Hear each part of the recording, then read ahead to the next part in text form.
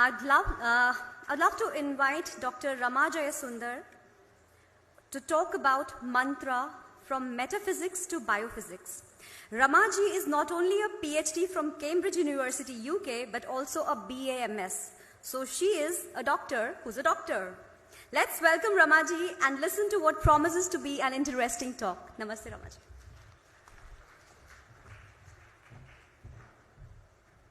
Molecules to the level of organs.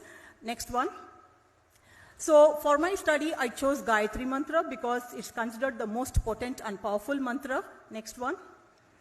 And Gayantam Trayate iti Gayatri, that which protects those who repeat and meditate upon it. There are so many attributes to what Gayatri Mantra can do. I'm not going into the details. I'm sure that most of you would know the kind of the importance and power of Gayatri Mantra.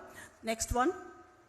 So this is the protocol I used. The study was for a period of 9 months. The first 3 months, so there were about 30 volunteers. They were divided into groups of 10 each. The first group recited Gayatri Mantra in Sanskrit, Gayatri Mantra as it is. The second group recited that English translation. The third group did not.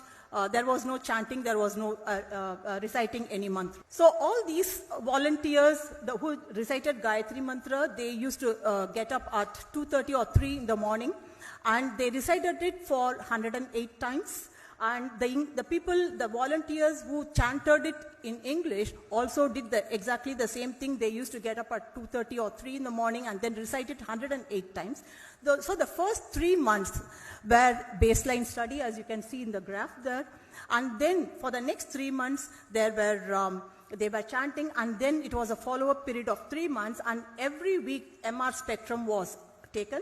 Next one. So this is how a MR spectrum would look like. So this is the MR spectrum from normal human brain. You can see some neurochemicals here. For example, NAA stands for N-acetyl aspartate. It can be found only in neurons. So the information that you get from NAA gives information about neurons, and you can see the glutamate and creatine and choline. These are all neurochemicals that's found in brain. And you see the arrow and then 2 voxels there, 2 squares there. So this spectrum has been obtained from one of those voxels, one of those squares. Now in this particular study, looking at the effect of Gayatri Mantra, what I had done is I had obtained spectrum from both the hemispheres. So there was spectrum from the left hemisphere, and that is the frontal part of the brain, which is involved in thought processes.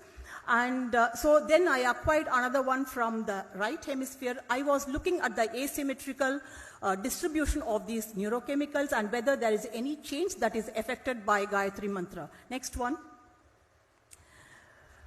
So this is the result of what happens to the asymmetrical distribution of neurochemicals when Gayatri Mantra is recited. So you see that there are random variations before the Gayatri Mantra was recited, and then as the Gayatri Mantra recitation starts, then for the next 3 months, you see a reduction in the asymmetry.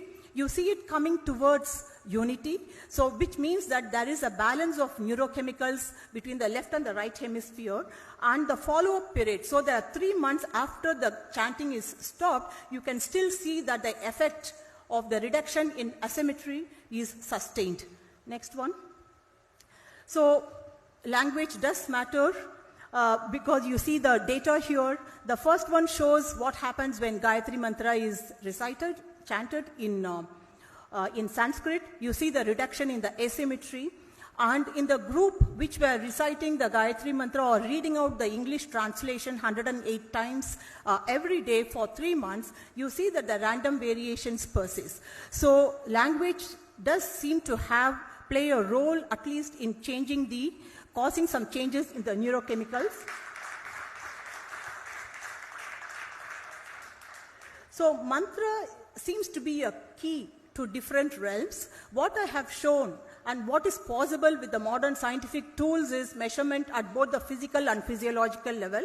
There are some measurements which are also possible at the psychological level, but even changes in the physiological level means that we can infer that there would be changes at the psychological level. So next one. So if we go back to this figure, because the entire human system is connected, networked, It doesn't matter whether it's metaphysics or biophysics, each one is going to influence the other domains.